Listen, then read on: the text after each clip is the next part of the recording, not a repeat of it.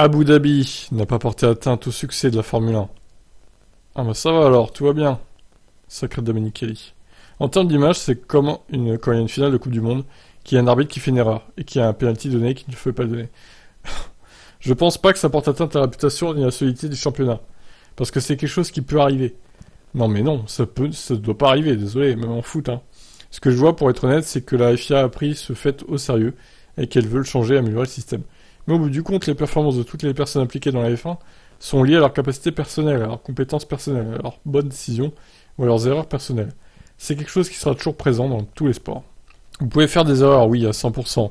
Les équipes ou les pilotes, tout le monde peut faire des erreurs. Mais je ne veux pas juger quelque chose qui aurait pu être à cause d'une vision personnelle de quelque chose qui s'est passé comme une réputation endommagée pour la F1.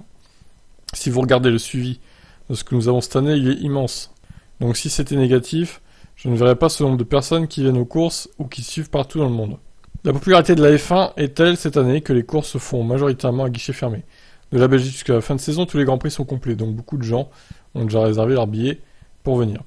En Belgique, chaque jour, il y aura plus de 120 000 personnes à Zandvoort, on envisage la même chose. Monza, plus de 250 000 billets vendus. Singapour est complet. J'espère vraiment que nous allons avoir une grande course et une grande deuxième partie de saison. Je change bien de sujet du coup, hein. Domenicali, merci. D'un point de vue commercial, j'adorerais voir une autre saison où ça se joue au dernier tour de la dernière course. Peut-être avec moins de confrontation, parce que ce serait formidable. Oui, 80 points c'est beaucoup, mais en F1, et d'après mon expérience précédente, il ne faut jamais dire jamais.